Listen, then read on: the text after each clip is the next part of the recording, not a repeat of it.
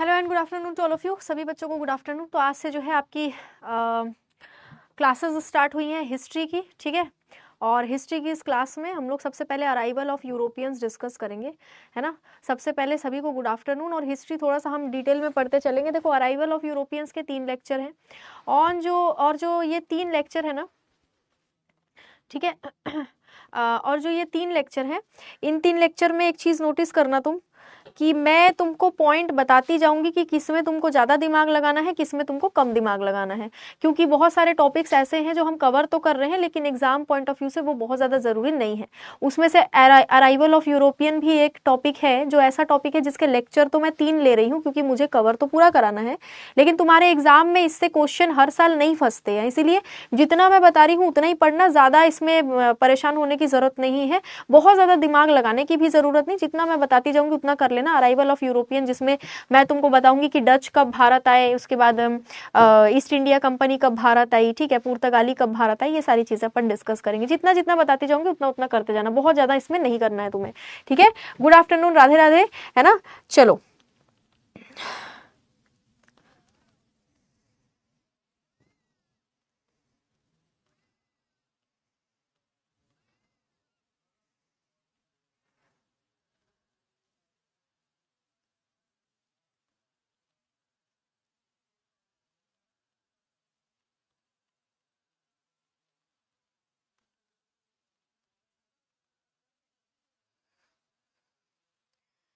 चलो ठीक है, स्टार्ट करें। अब कोई भी बच्चा सिर्फ वही कमेंट करेगा जो स्टडी से रिलेटेड हो, ठीक है ना। ऐसा कोई भी कमेंट मत करना जो पढ़ाई से रिलेटेड ना हो, और ना तो आपस में बात करना, क्योंकि आपस में बात करोगे तो तुमको दिक्कत होगा, फिर कुछ समझ में नहीं आएगा तो फिर प्रॉब्लम हो जाएगी। अरे यार, ये रिमोट का रोज का रोना है, पता नहीं क्या इशू है। चलो ठीक है ना। देखो, हिस्ट्री से रिलेटेड क्वेश्चन होंगे, है ना। और कोई भी सवाल यहाँ पर कोई भी बच्चा नहीं करेगा, ठीक है क्या। और आपस में भी आप लोग बात नहीं करेंगे। चलो ठीक है, लास्ट लेक्चर तो कुछ था नहीं, है ना। अराइवल ऑफ यूरोपियन आज हम लोग करेंगे। टॉपिक्स टू बी कवर्ड, पुर्तगालियों का आगमन यानी कि अराइवल ऑफ पोर्तुगल। हम लोग क्या क्या पढ़ने वाले हैं वो मैं बता रही हूँ, ठीक है। पुर्तगालियों की नीतियां, policies of Portugal, Portuguese, Portugal क्यों लिखना है, पोर्चुगीज लिखते हैं, ठीक है। डचों का आगमन, अराइवल ऑफ डच, और डच की प्राथमिकताएं, प्रायोरिटीज ऑफ डच। मतलब समझ रहे हो इसमें हम क्या क्या पढ़ने वाले हैं। मैं तुमको एक ओवरव्यू दे देती हूँ, ठीक है। हिस्ट्री जो है मैं मॉडर्न हिस्ट्री से स्टार्ट कर रही हूँ। सबसे पहले हम मॉडर्न हिस्ट्री पढ़ेंगे। मॉडर्न हिस्ट्री में हम एकदम स्टार्टिंग से शुरू कर रहे हैं, जब अलग अलग अंग्रेज भारत आए थे। अलग अलग अंग्रेज मतलब कभी डच आए, कभी पुर्तगाली आए, कभी फ्रेंच आए। उसको मैं थोड़ा सा कोशिश करूंगी तुमको थोड़ा डिटेल में ही पढ़ाया जाए। उसके बाद हम लोग धीरे धीरे आगे बढ़ते चले जाएंगे, और हम लोग सबसे पहले मॉडर्न इतिहास को कवर करेंगे। जैसे ही 1947 की आज़ादी के बाद आज़ादी वाला टॉपिक खत्म होगा, उसके बाद हम लोग आगे बढ़ेंगे, दिल्ली सल्तनत, मुगल काल, ये पढ़ेंगे। और उसके बाद आखिरी में हम लोग सिंधु घाटी सभ्यता, वैदिक काल यानी एंशिएंट हिस्ट्री को लेकर चलेंगे। मैं चाहती तो तुम लोगों को, रिकॉर्डेड नहीं है बेटा, लाइव है। मैं चाहती तो तुम लोगों को पहले ही प्राचीन इतिहास कराते थे, लेकिन तुम लोग माथा पकड़ के बैठ जाते, दिक्कत हो जाता। प्राचीन इतिहास बहुत ज्यादा मतलब बोरिंग, बोर करता है बहुत, है ना। तो अभी से प्राचीन इतिहास में इसीलिए नहीं करा रही हूँ, ये मॉडर्न हिस्ट्री तुम लोगों को कराऊंगी तो तुमको सही रहेगा, ठीक है। हाँ, ये फर्स्ट क्लास है। चलो, अब सिर्फ वही कमेंट आएगा जो एग्जाम पॉइंट ऑफ व्यू से जरूरी है, तुम्हारे स्लाइड से जरूरी है। बाकी और कोई भी कमेंट मैं नहीं लूंगी, ठीक है क्या। चलो देखो भाई, सबसे पहले हमें यह पता होना चाहिए कि कौन कौन से देश से अंग्रेज भारत आए थे। हमको ब्रिटिशर का पता है। हम लोग अंग्रेज के बारे में जब पढ़ते हैं ना, तो हम लोग सोचते हैं कि यार सिर्फ ब्रिटेन के ही लोग अंग्रेज, ऐसा नहीं है। डच, नीदरलैंड से, देखो यहाँ पर देखते चलो, ठीक है। एक ट्रिक बता रही हूं मैं तुमको, इस ट्रिक को थोड़ा नोट करना। ये ट्रिक है याद करने का सीक्वेंस यानी कि कब कौन भारत आया, ठीक है। इसमें सीक्वेंस में तुम देखोगे तो PDEDF, ये सीक्वेंस है, सबसे पहले पुर्तगाली आए, फिर डच आए, फिर यूरोपियंस में जिनको हम लोग ब्रिटिशर कहते हैं वो भारत आए, उसके बाद डच आए, उसके बाद डेनमार्क से डेनिश लोग आए, उसके बाद फ्रेंच आए। समझ गए? पुर्तगाली, डच, यूरोपियन यानी ब्रिटिशर, डेनिश यानी डेनमार्क से, और फिर फ्रेंच फ्रांस से। ये एक ट्रिक है जो कि पूछा जाता है एग्जाम पॉइंट ऑफ व्यू से, थोड़ा सा जरूरी है। ठीक है बेटा, ये इररिलेवेंट कमेंट कर रहे हो ना फिर कि डीएलएड का है क्या, बीएड का? भाई तुम लोगों ने जिस चीज के लिए बैच लिया है तो उसी की क्लास होगी ना। ऐसे कमेंट करके फिर तुम अपना टाइम वेस्ट कर रहे हो। पढ़ाई पे ध्यान दो। तो बच्चों वाले सवाल कर रहे हो, तुम्हें नहीं पता कि तुम किसकी क्लास ले रहे हो? तुम्हें तो पता होगा ना कि तुम किस चीज की क्लास अटेंड कर रहे हो। मैंने बोला ना कि सिर्फ पढ़ाई से रिलेटेड कमेंट करोगे, सिर्फ इनसे कंफ्यूजन हो जाएगा, फिर बाद में तो दिक्कत होगा। ठीक है, चलो यहाँ ध्यान दो। तुम्हें तो पता होना चाहिए ना तुम किस चीज की क्लास को अटेंड कर रहे हो। अब इधर ध्यान दो।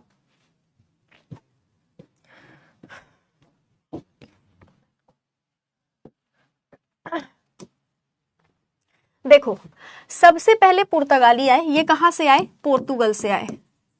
पोर्तुगल नाम का जो देश है ये यूरोप में पड़ता है। तुम यूरोप का मैप देखना, ठीक है? तुम जब यूरोप का मैप देखोगे ना तो उसमें तुमको एक देश दिखेगा जिसका नाम है पोर्तुगल। मैप को ओपन करना, पोर्तुगल नाम का या पुर्तगाल नाम का एक देश मिलेगा। पुर्तगाल से सबसे पहले 1498 में भारत आए थे वास्को डी गामा। इसके बारे में अपन बात करेंगे। उसके बाद कुछ सालों के बाद में भारत आए डच। कौन आए? डच आए। डच कहां से आए? नीदरलैंड से आए। कहां से आए डच? नीदरलैंड्स। नीदरलैंड नाम का जो देश है ये भी तुमको यूरोप में मिलेगा। यहां से भारत आए डच। ठीक है, उसके बाद अंग्रेज है। देखो, अंग्रेज तो सभी थे, यूरोपीय मतलब अंग्रेज, अंग्रेज तो सभी थे। लेकिन ये जो अंग्रेज हम लोग जिनको बोलते हैं ना, हम जिनको अंग्रेज बोलते हैं ना, हम जिनको अंग्रेज बोलते हैं वो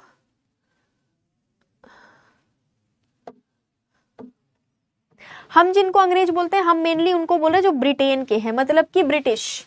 ठीक है, ब्रिटिश। ब्रिटिश कहां से आए थे? ब्रिटिश यूके से आए थे, यूनाइटेड किंगडम से। सबसे ज्यादा तुमको अगर इतिहास में पढ़ना है, जो तुम मॉडर्न हिस्ट्री पढ़ोगे 1947 तक का जो तुम आजादी देखोगे, वो पूरा इन्हीं के बारे में पढ़ना है। ये लोग तो चले गए थे, समय समय पर इनको भागना पड़ गया था।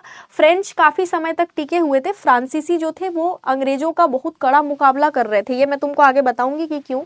ठीक है, बाकी अंग्रेज जो थे, ये ब्रिटिशर जो थे, इंडिया में रुके और सबसे ज्यादा लंबे समय तक रुके।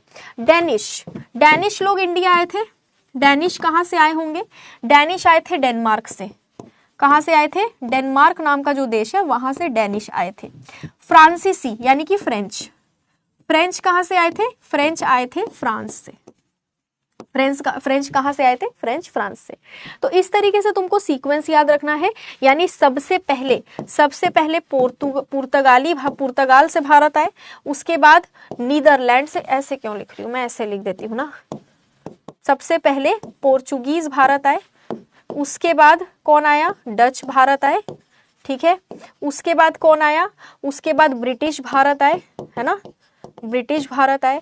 उसके बाद कौन आया? उसके बाद डेनिश भारत आए। और फिर लास्ट में कौन आया? लास्ट में कौन आया? फ्रेंच भारत आए।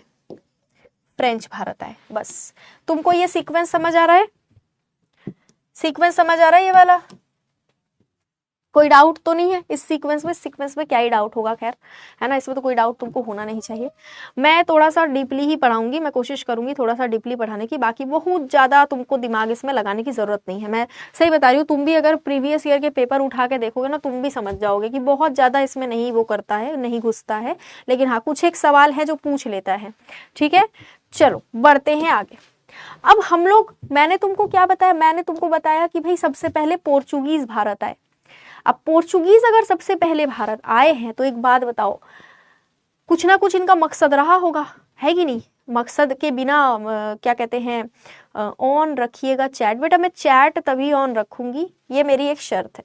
चैट तभी ऑन रहेगा जब बच्चे लोग रिलेवेंट कमेंट करेंगे, क्योंकि मैं सबका कमेंट लेती हूँ। तुम मेरे अगर दूसरे बैचेस में कभी पढ़े होगे ना, कमेंट मैं सबका लेती हूँ, लेकिन वही कमेंट जो मैं पढ़ा रही हूँ उससे रिलेटेड हो। यहाँ वहां की बातें अगर कोई बच्चा करता है तो फिर मेरे को चैट ऑफ करना पड़ता है, क्योंकि दिक्कत सबकी क्लास में, फिर दिक्कत सबको होता है ना। चलो ठीक है, समझ गए।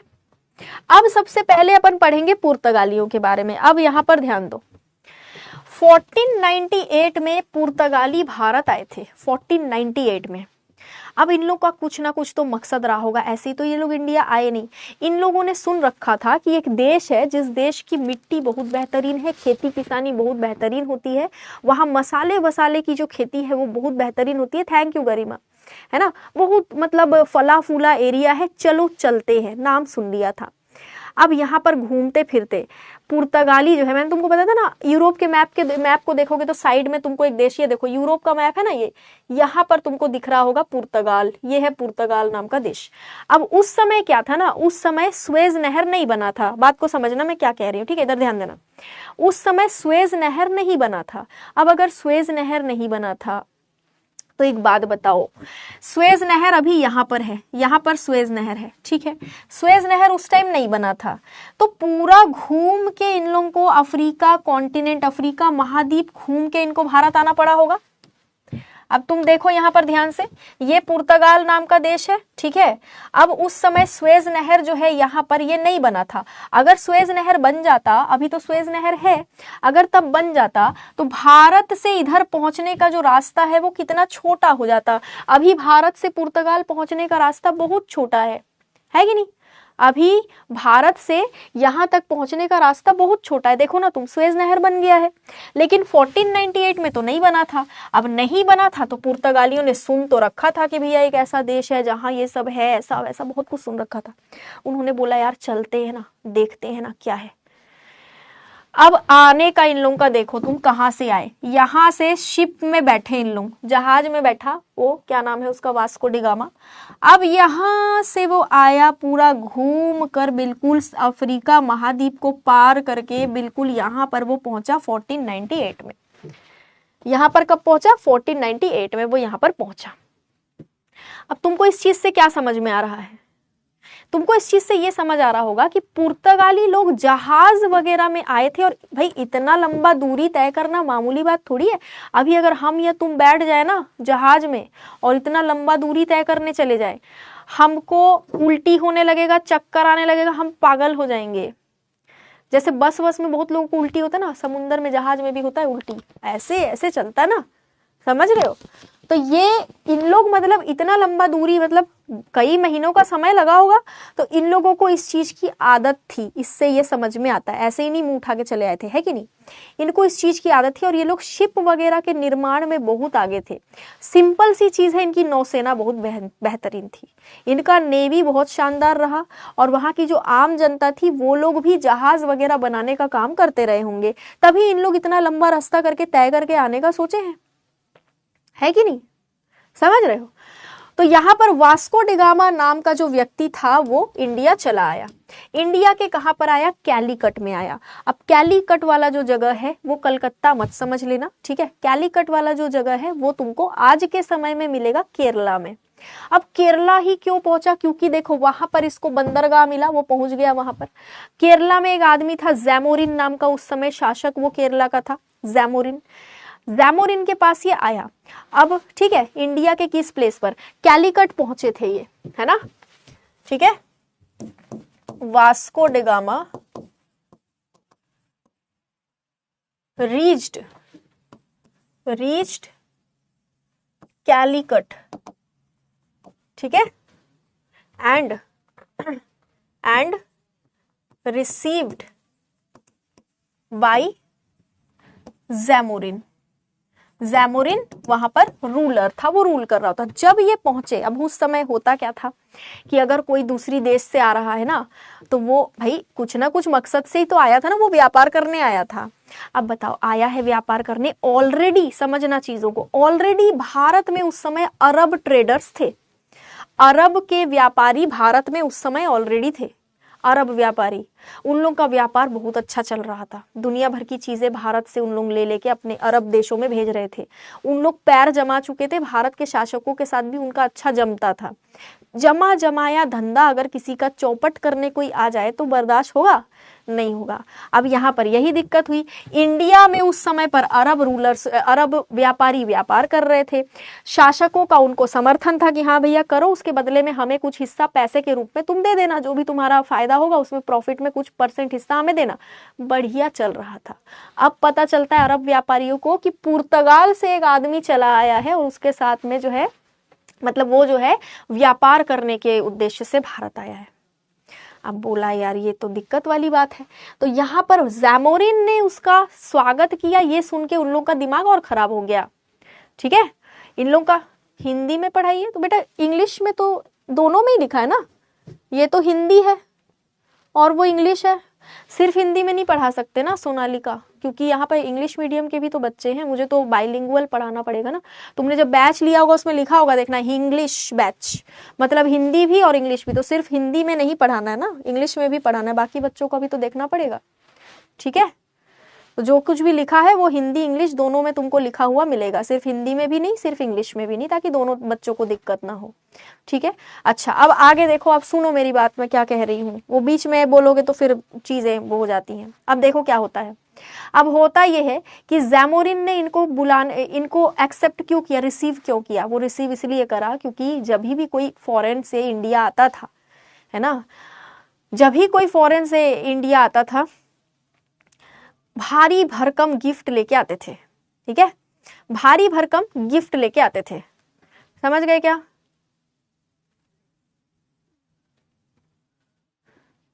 भारी भरकम गिफ्ट लेके आते थे, बहुत सारा तोहफा। अब भैया तुम एक बात बताओ, मेरे पास कोई आ रहा है बहुत तोहफा लेके आ रहा है और वो मेरे को ये भी बोल रहा है। जैमोरिन कैलिकट वाले क्षेत्र में शासक था उस समय पे। ठीक है, जैमोरिन कैलिकट वाला जो क्षेत्र है वहां का शासक हुआ करता था, जहां पर वास्को डी गामा उतरा था। ठीक है अब यहाँ पर हुआ क्या, अब जैमोरिन ने रिसीव करा। अब उसका यही था ना कि भाई गिफ्ट विफ्ट लेकर, मेरे पास कोई आए बोले कि हम आपके लिए गिफ्ट लेके आए, तोहफा लेके, तो मैं उसको रोकूंगी थोड़ी कि भैया आओ दो तोहफा, क्या दिक्कत है। अब वो बोलेगा बदले में हमको व्यापार करना है, बदले में हमको क्या करना है, व्यापार करना है, करो भाई क्या दिक्कत है। तो यहाँ पर अरब व्यापारी जो थे उन लोगों ने भड़काना शुरू कर दिया जैमोरिन को, बोला कि भाई आप कैसे उसको व्यापार करने दे रहे हो, आगे चल के दिक्कत देगा, ऐसा हो जाएगा वैसा हो जाएगा, दुनिया भर की चीजें। लेकिन जैमोरिन ने बोला ठीक है आ गया है तो आने दो। अब पुर्तगाली आने लगे भारत। अब वास्को डी गामा आया, पूरा मुआयना किया इंडिया का कि क्या क्या कर सकते हैं, सारी चीजें। जैमोरिन शासक था बेटा, सीमा अभी तो बताया मैंने, शासक था उस एरिया का, रूलर था, रूलर। अब वो आया, आने के बाद में उसने देखा कि भैया इंडिया में बहुत सारी चीजें हैं जिससे हम फायदा ले सकते हैं। अब ये खबर उसने पुर्तगाल में पहुंचा दी। अब पुर्तगाल में जब ये खबर पहुंची तो पुर्तगाली लोगों ने तो भैया पूरा प्लान करके इसको भेजा था ना वास्को डी गामा को, कि पूरा प्लानिंग था उन लोगों का कि इसको भेजो, ये देख के आएगा वहां पर कैसा क्या सिस्टम है, उसके बाद हम लोग अपने लोगों को भेजना शुरू करेंगे, क्योंकि रास्ता बहुत लंबा था, फ्लाइट वगैरह तो चलती नहीं थी। ठीक है, तो अब यहाँ पर पुर्तगाल में जब ये खबर पहुंचती है कि हाँ भाई सही में वहां बहुत कुछ है, लेकिन अरब व्यापारी भी है, अरब व्यापारियों का इनसे फिर थोड़ा सा टसल स्टार्ट हो गया था। तब फिर क्या हुआ, तब फिर पुर्तगाल में एक मीटिंग बैठी, मीटिंग के बाद में ये तय हुआ कि अब एक एक करके हम लोग गवर्नर भेजेंगे भारत, एक एक करके हम अपने गवर्नर्स को भारत भेजेंगे, रूलर्स को। सबसे पहला जो गवर्नर उन्होंने भेजा वो 505 में भेजा, फ्रांसिस्को डी अल्मेडा इसका नाम था। 3 साल के लिए इसको भारत में पुर्तगालियों ने पुर्तगाल से भेज दिया। पता चल गया था ना कि भाई देखो यार, कहीं भी हम लोग कोई चीज, जैसे कि मान लो मैं कोई घर खरीदने जा रही हूँ, मैं पहले जाके देखूंगी कि वहां का कॉलोनी कैसा है, वो जगह कैसी है, कैसे लोग वहां रहते, मैं पता भी करूंगी कि लोग कैसे हैं आगे, तभी तो फिर मैं खबर दूंगी ना अपने घर में कि भाई ठीक है सब कुछ आ जाओ। तो वही चीज करा इसने, वास्को डी गामा ने आया, पूरा मुआयना करा। समय तो लगता है पता करने, भारत कोई छोटा देश तो है नहीं, ऊपर से अरब व्यापारी अलग वहां पर दिमाग खराब कर रहे थे। तो बता दिया उसने कि भाई ऐसी ऐसी बात है, अगर रूल करना है, राज करना है, यहाँ व्यापार करना है, तो तुमको दूसरों को, कुछ लोगों को इंडिया भेजना पड़ेगा गवर्नर बना के, जो तुमको भारत से जोड़ के रखेगा। तो गवर्नर का क्या काम था। सीमा कुमारी बेटा तुम ठीक से नहीं सुन रही हो क्या लेक्चर को, सीमा कुमारी तुम लेक्चर ठीक से नहीं सुन रही हो क्या, ध्यान यही रखो ना। तुम पूछ रही हो फ्रांसिस्को, अभी तो मैंने बताया कि गवर्नर था, अब भी तो बताया। हाँ, मेनली बिजनेस करने के व्यू पॉइंट से आए थे, बिल्कुल सोनू गोस्वामी, है ना, बिल्कुल। देखो सुनो, अब मैं बता रही हूँ, देखो फ्रांसिस्को डी अल्मेडा गवर्नर था जिसको भारत भेजा गया, ठीक है, पुर्तगाली गवर्नर था ये, गवर्नर, है ना। इसको बोला तुम भारत जाओ, हम लोग को वहां कुछ नहीं करना है, हम लोग को करना है व्यापार, ठीक है, हम लोग को व्यापार करना है। क्या करना है? व्यापार करना है। तुम इसीलिए नोटिस करना, जब तुम किले वगैरह के बारे में पढ़ोगे ना, अंग्रेजों द्वारा बनाए गए किलों के बारे में पढ़ोगे, तो तुम बहुत कम ये पढ़ोगे कि पुर्तगालियों ने कोई किला बनवाया, बहुत कम पढ़ोगे। इसका कारण जानते हो क्या है? पुर्तगाली लोग जब भारत आए तो व्यापार करने के उद्देश्य से आए। व्यापार कैसे होगा? लिखा है 1505 अब 500। अरे तो समझ जाओ ना, गलती से बोल दिया होगा मैंने, जब मैंने 1498 यहाँ पर लिखा है तो 505 तो होगा नहीं, 1505 ही होगा, वो मेरे मुंह से गलती से निकल गया होगा, ठीक है। चलो तो यहाँ पर तुम ये समझो कि ये जो व्यापार करने भारत आए थे, इन लोगों का मेन उद्देश्य क्या था? ट्रेडिंग था, व्यापार था। इंडिया आने के बाद में इन लोगों ने ज्यादा किले वगैरह नहीं बनाए। इन लोगों का ये था कि समुद्र के क्षेत्र से ही हमें व्यापार करना है, तो हम इतने किले क्यों बनाएं? हम क्या करेंगे? हम नेवी को मजबूत करेंगे, हम समुद्री क्षेत्र को यहाँ पर जो है सिक्योर करेंगे ताकि कोई दूसरा अंदर ना घुस जाए। यहाँ पर तुम देख रहे हो लिखा हुआ है नीले जल की नीति, दिख रहा है, हिंद महासागर पर नियंत्रण करने के लिए blue water policy. Blue water policy का मतलब होता है नीले जल की नीति।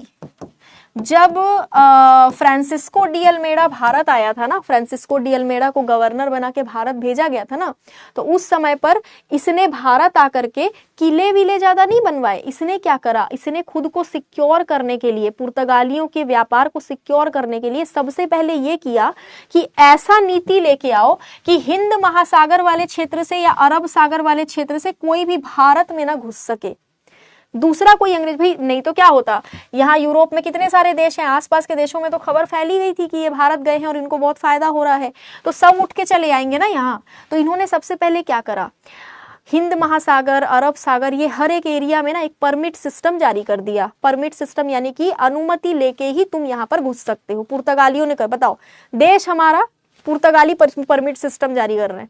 इन्होंने क्या करा, समुद्र के कुछ एक हिस्से को अपना बना लिया, बोला इसके ज्यादा अंदर आना है तो हमारा परमिशन लेना पड़ेगा। कोई भी हमारी बिना अनुमति के, कोई भी हमारे बिना अनुमति के भारत में नहीं घुसेगा समुद्र के रास्ते से। ये परमिट सिस्टम इन्होंने जारी करा। तो क्या करा इन्होंने? अपना एरिया सिक्योर करा, इन्होंने नेवी को मजबूत किया।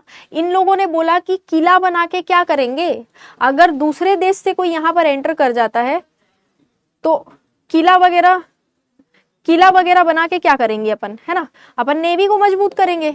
समझ रहे हो, है ना, ठीक है, नेवी को मजबूत करेंगे। नेवी मजबूत करेंगे तो दिमाग तो भैया लगाया था इन लोगों ने, देखो दिमाग तो लगाया था। इतना तो हम भी नहीं सोच सकते जितना दिमाग इन लोगों ने लगा लिया था। सीधा बोल दिया था कि भाई घुसने ही नहीं देना है किसी को, ठीक है, समझ गए। तो अब इन्होंने क्या करा, परमिट सिस्टम जारी। यही होता है नीले जल की नीति। हिंद महासागर पर नियंत्रण करने के लिए नीले जल की नीति को लागू करा गया था। नीति का स्पेलिंग देख रहे हो कितना खतरनाक लिखा है मैंने। मेरी हिंदी बहुत खराब है यार, लिखने में मात्रा गलत होता है। आई बात समझ में? कोई डाउट तो नहीं है? कोई डाउट है तो पूछ लो, फटाफट पूछ लो अगर कोई भी डाउट है तो। किसी भी बच्चे को कोई भी डाउट आ रहा है तो पूछ लो, सिर्फ जितना मैंने पढ़ाया उसी से रिलेटेड पूछना, ठीक है। बताओ, ऐसा कुछ है क्या जो समझ ना आ रहा हो? मैं तुम लोग को थोड़ा सा इंटरेस्टिंग उसमें पढ़ाऊंगी ताकि तुम लोग को ये बोरिंग ना लगे, नहीं तो ये बहुत बोरिंग चैप्टर है, ठीक है ना। अब आ गई ब्लू वाटर पॉलिसी। देखो क्वेश्चन किस टाइप से बनते हैं पता है एग्जाम में इससे। वैसे तो क्वेश्चन बहुत कम बनते हैं इस पोर्शन से, लेकिन जब बनते हैं ना तो ऐसे बनते हैं कि ब्लू वाटर पॉलिसी किसके द्वारा लाई गई थी। तो अगर तुमको इनमें से किसी का नाम दिया तो फ्रांसिस्को डी अल्मेडा लगा देना। अगर नाम नहीं दिया और ऐसा दिया फ्रेंच, पोर्चुगीज या ब्रिटिश, ऐसे दिया तो पोर्चुगीज लगाना, ठीक है, समझ गए। ब्रिटिश लोग जब इंडिया आए थे ना तो वो लोग किला वगैरह बनाने में ज्यादा फोकस कर रहे थे। देखा होगा तुमने फोर्ट विलियम वगैरह, बंगाल में बहुत सारे किले, चेन्नई, मद्रास में भी उन लोग बहुत किले बनवाए थे। इन लोग ज्यादा किला विला नहीं बनाते थे, मतलब फोर्टिफिकेशन इन लोग ज्यादा नहीं करते थे, ठीक है, समझ गए। अब ये आया कुछ साल के लिए, 3 साल के लिए आया था, 3 साल के बाद ये चला गया ना। अब दूसरा गवर्नर आएगा। पुर्तगाली कौन सा व्यापार करने, हर तरह का व्यापार, मेनली मसाले वगैरह का व्यापार। वो काली मिर्च वगैरह इंडिया में बहुत ज्यादा उगाई जाती थी ना, यहाँ केरला वाले एरिया में, काली मिर्च, ब्लैक पेपर। उसके बाद और भी चीजें, मसाले वसाले जितने भी, वो सब लेके जाते थे। और जैसे कॉटन हो गया, कपास, कॉटन वगैरह की भी खेती बहुत होती थी, तो वो सब चीजों का व्यापार। ठीक है। अब 1505 से 1508 तक कौन था यहाँ पर, फ्रांसिस्को डी अल्मेडा। अब इसका टाइम पीरियड हो गया खत्म, 3 साल खत्म। अब 1509 में दूसरा गवर्नर आएगा। ठीक है। 1509 में कौन आएगा, अल्फोंसो आएगा। अल्फोंसो भारत में एक आम का नाम भी है, महाराष्ट्र में एक तरह का मैंगो मिलता है, अल्फोंसो मैंगो, है ना। ठीक है, चलो, थैंक यू। क्षमा परवीन अपनी मम्मी से कहना, ठीक है, जो सुन रही हैं। चलो ठीक है। इंडिया का गवर्नर कौन था, इंडिया में उस समय गवर्नर थोड़ी था, उस समय तो इंडिया में वो आए ही नहीं थे ना, अंग्रेज, वो ब्रिटिशर तो आए ही नहीं थे इंडिया में। कहाँ ब्रिटिशर आए थे, ये तो बात हो रही है तुम्हारे 1400-1500 के टाइम की, वो लोग तो 1600 के बाद आए ना। तो उस समय इंडिया में ऐसे कोई गवर्नर, इंडिया में शासक वगैरह थे उस समय पे, ठीक है, मुस्लिम शासक वगैरह। तो अल्फोंसो डी अल्बुकर्क, ये जो अल्फोंसो डी अल्बुकर्क था, ये अगला पुर्तगाली गवर्नर था। और इसी के बारे में ये कहते हैं कि ये असली संस्थापक था, वास्तविक संस्थापक था पुर्तगाली शक्ति का। मतलब इंडिया में अगर पोर्चुगीज पावर जो है उसने पैर पसारा था, तो उसके पीछे का जो कारण था वो यही था, अल्फोंसो डी अल्बुकर्क। इसकी जो नीले जल की नीति फ्रांसिस्को डी अल्मेडा ने प्रपोज करी थी ना, उसको इसने लागू किया था बहुत बड़े लेवल पर।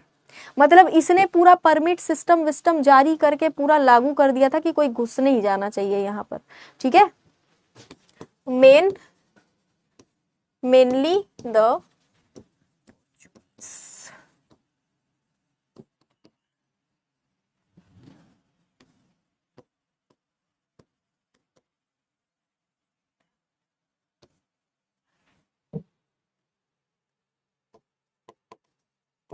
ठीक है। चलो, अब क्या होगा, वही चीज जो यहाँ मैंने वही बताया जो यहाँ पर लिखा है कि भाई इसी ने अल्बुकर्क ने ही भारत में दूसरे जहाजों के लिए परमिट सिस्टम जारी कर दिया था। दूसरे जहाज यानी दूसरे देशों का अगर कोई आ रहा है भारत में, अगर जैसे मान लो फ्रांस से आ रहा है या कहीं से भी आ रहा है, ठीक है, नीले जल की नीति क्यों लागू किए, इसलिए वही तो मैंने बताया कि इसलिए लागू किए ताकि समुद्र के क्षेत्र से इंडिया कोई भी एंटर ना कर सके। अगर कोई एंटर नहीं करेगा तो इन लोग अकेले ही राज करेंगे। ठीक है, इसीलिए नीले जल की नीति जो है वो लगाई गई थी। अन्य जहाजों के लिए परमिट सिस्टम, यानी कि दूसरों को आना है तो परमिट सिस्टम के तहत ही आना पड़ेगा, यानी परमिशन लेना पड़ेगा। ये परमिशन देंगे कि हाँ ठीक है एंटर कर जाओ, तभी एंटर कर पाएंगे। ठीक है।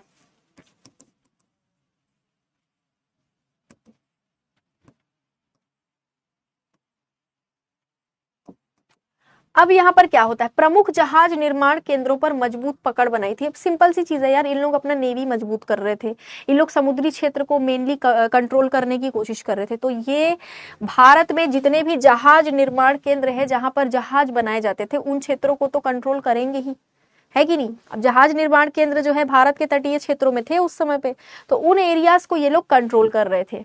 ठीक है।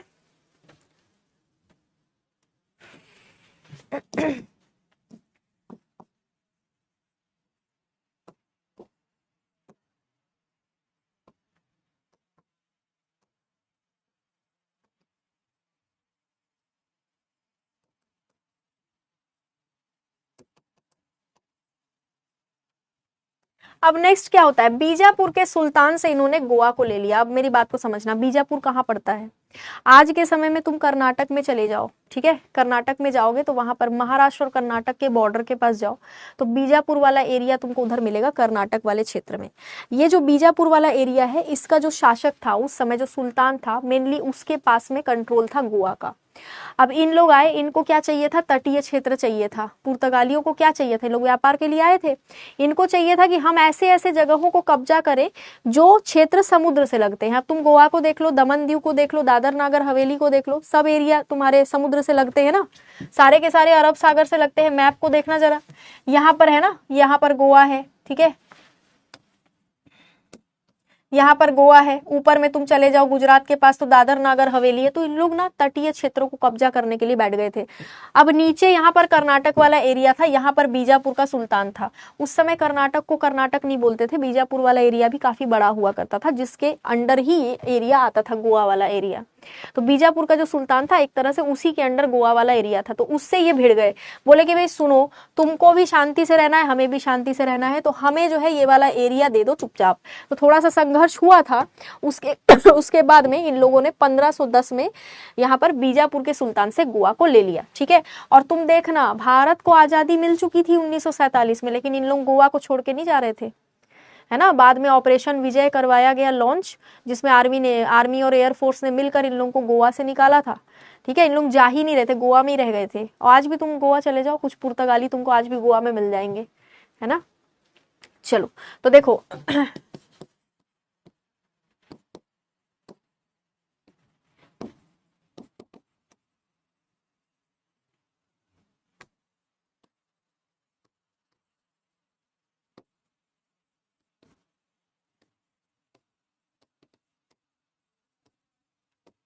कब ले लिया था गोवा को? 1510 में। अब इनको मिल गया एक बड़ा सा क्षेत्र, ठीक है, बड़ा सा एरिया मिल गया इनको। बोला कि यार चलो मजे हो गए हमारे, हम अब यहाँ से आराम से व्यापार करेंगे, कोई रोकने वाला नहीं है। सबसे इंपॉर्टेंट लाइन यहाँ नीचे लिखी हुई है, क्या लिखा है? सती प्रथा पर प्रतिबंध। अब हम लोग जब सती प्रथा पर प्रतिबंध के बारे में पढ़ते हैं तो हम विलियम बेंटिक का नाम, राजा राम मोहन रॉय का नाम, इन्हीं लोग का नाम पढ़ते हैं। क्यों पढ़ते हैं? क्योंकि हमने ब्रिटिशर्स के टाइम पे पढ़ा है कि ब्रिटिशर्स के टाइम पे सती प्रथा को प्रतिबंध किया गया था। आजकल एग्जाम में क्वेश्चन ऐसे पूछता है कि सती प्रथा पर प्रतिबंध लगाने वाले सबसे पहले अंग्रेज कौन थे? तो जो है ऑप्शन में ब्रिटिश रहता नहीं है, तो बच्चे बोलते हैं यार ब्रिटिश ऑप्शन में नहीं है, मतलब क्वेश्चन गलत है, बोनस मार्क्स मिलेंगे। अब बाहर आके गूगल में या कहीं पर किसी किताब में चेक करते हैं तो उनको पता चलता है कि भाई ये तो पुर्तगाली ने किया था, इसीलिए ऑप्शन में ब्रिटिश नहीं था। तो ये पॉइंट तुमको याद रखना पड़ेगा कि ब्रिटिशर्स के भारत आने से सालों पहले पुर्तगाली जब इंडिया में राज कर रहे थे तो गोवा वाले एरिया में इन लोगों ने क्या कहते हैं, सती प्रथा पर प्रतिबंध लगाया था। ठीक है, तो ये पहले ऐसे फॉरेनर्स थे जिन लोगों ने इंडिया, भले ही पूरे इंडिया में नहीं पर गोवा में तो लगाया ना। तो याद रखना इस चीज को, सती प्रथा पर प्रतिबंध लगाने वाले पहले लोग थे ये। ठीक है,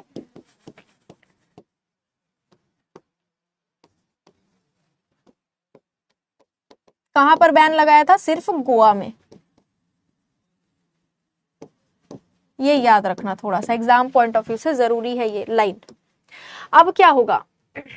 अब कुछ नहीं होगा, ये जो पॉइंट्स लिखे हैं तुम्हारे एग्जाम पॉइंट ऑफ व्यू से उतना जरूरी तो है नहीं, लेकिन फिर भी इनके नाम एक बार पढ़ लो, बहुत ज्यादा दिमाग लगाना मत इसमें। लोपो सोरेस डी अल्वार्गिया, ये भी गवर्नर थे, इनको भी भेजा गया था पुर्तगाल की तरफ से भारत। 2-4 फोर्ट इन लोगों ने बनवाए थे, वो अलग अलग देशों में। लोपो सोरेस डी अल्वार्गिया 1515 में इंडिया आए, इन्होंने किला बनवाया कोलंबो में। कोलंबो में जाकर के इन्होंने किला बनवाया। डियोगो लोपेस डी सेक्वेरा 1518 में भारत आए, इन्होंने मालदीव्स में किला बनवाया। इंडिया में ज्यादा किला विला नहीं बनवाए थे, फॉरेन में जा जाके बनवाए थे। ठीक है, और डी डुआर्टे डी मेनेजेस ये आए 1522 में, इन्होंने भी ज्यादा कोई खास काम इतना किया नहीं, खास काम करने वालों में से इन्हीं के नाम है। ठीक है, किसके किसके नाम बताए मैंने तुमको बताया, Francisco de Almeida, Alfonso de Albuquerque, इन लोग का नाम मैंने तुमको बताया है, इन लोग का नाम ही याद रखना है तुम्हें।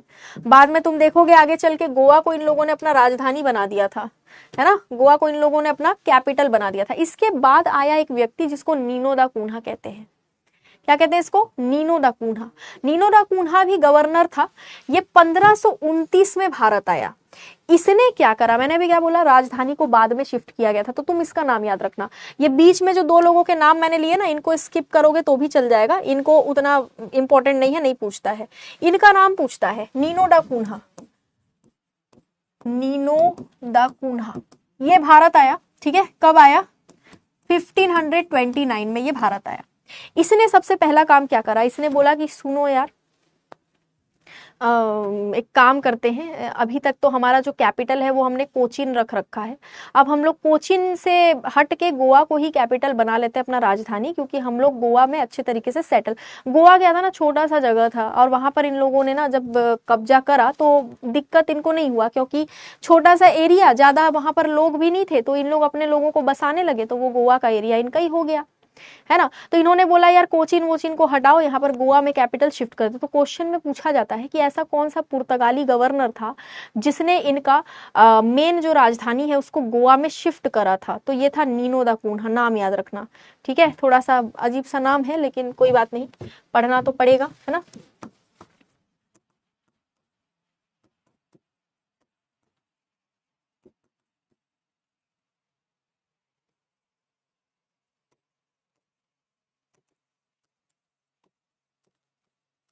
आई बात समझ में। अब यहाँ पर मुगल कौन था इस टाइम पीरियड में, जिस टाइम पीरियड की अभी मैं बात करूँ तो गुजरात में गुजरात का जो बहादुर शाह था, पूरे इंडिया लेवल की मैं बात नहीं कर रही हूँ, अलग अलग क्षेत्रों में अलग अलग पर्सन हुआ करते थे, जिनमें से एक पर्सन था बहादुर शाह। ये गुजरात वाले क्षेत्र में रूल कर रहा था, मुगल बादशाह था ये एक तरह से, ठीक है ना। इसने क्या करा, इसको पुर्तगालियों ने बोला कि सुनो यार, हमको गोवा तो मिल गया है, गोवा के पास में ये जो बेसिन वाला क्षेत्र है ये हमको चाहिए। तो उसने पूछा क्यों चाहिए भाई, तो उसने बोला कि हमें करना है व्यापार, ठीक है, और हमें चाहिए तटीय क्षेत्र जहां से हम व्यापार। आज भी तुम देखना सैलसेट और बेसिन वाला जो एरिया, सैलसेट और बेसिन वाले एरिया को लेकर मराठाओं में भी दिक्कत हुआ था, मैं तुमको बताऊंगी जब पढ़ाऊंगी मराठास, तो उनमें भी दिक्कत हुआ था यहाँ पर, है ना। तो यहाँ पर एंग्लो मराठा वॉर के टाइम पे, एंग्लो मराठा युद्ध के टाइम पे सैलसेट और बेसिन वाले एरिया को लेकर विवाद हुआ था। तो बहादुर शाह से इन लोगों ने छीन लिया कौन सा एरिया, इन लोगों ने बेसिन वाला एरिया ले लिया। मुगल बादशाह जो मुगल था बहादुर शाह, इसने इसको दे भी दिया, बोला ठीक है यार ले जाओ, है ना।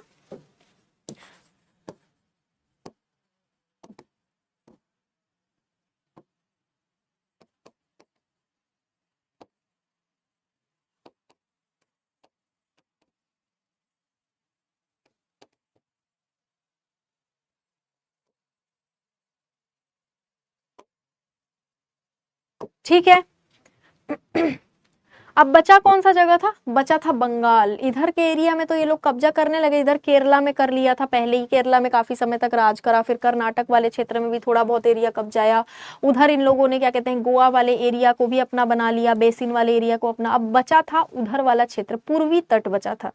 पूर्वी तट में बंगाल वाला जो एरिया, आज के पश्चिम बंगाल जो तुम देखते हो, उस समय तो बंगाल बहुत बड़ा था, आज का बांग्लादेश भी बंगाल ही हुआ करता था। अब तो बांग्लादेश अलग देश बन चुका है, लेकिन उस समय बंगाल वाला जो एरिया है, उस समय बंगाल वाला जो एरिया है वो थोड़ा सा असम का हिस्सा भी कवर करता था, बांग्लादेश का आज का हिस्सा भी कवर करता था, और आज का पश्चिम बंगाल भी कवर करता था, आज का बिहार भी कवर करता था। मतलब सोच लो बंगाल कितना बड़ा था। इसमें तुम पश्चिम बंगाल और बांग्लादेश का एरिया देखोगे तो वो आज के समय में भी तटीय क्षेत्र में है, और उस समय भी कोस्टल एरिया में था।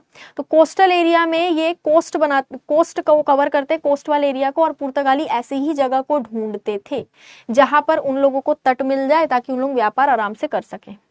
ठीक है, समझ गए।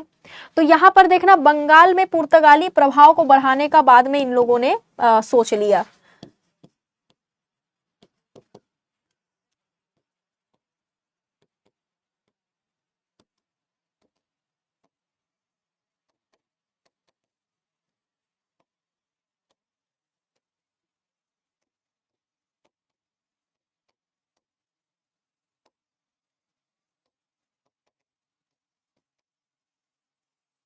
ठीक है, बंगाल वाले एरिया को इन लोगों ने क्या सोचा, अब हम लोग इस एरिया को कवर करेंगे। आई बात समझ में। अब बंगाल पे इनकी नजर पड़ गई, वहां मसाले वसाले की खेती वहां पर भी बहुत होती थी, जैसे केरला में वैसे बंगाल में, ऊपर से धान की खेती बहुत ज्यादा वहां पर। ठीक है, कुछ मसाले ऐसे जिसकी खेती वहां पर बहुत ज्यादा।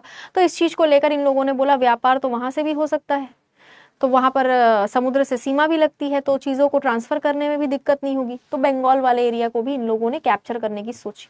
ठीक है, क्या पूछ रहे हो। डच के बाद अभी डच तक तो पहुंचो, डच तक पहुंच गए क्या।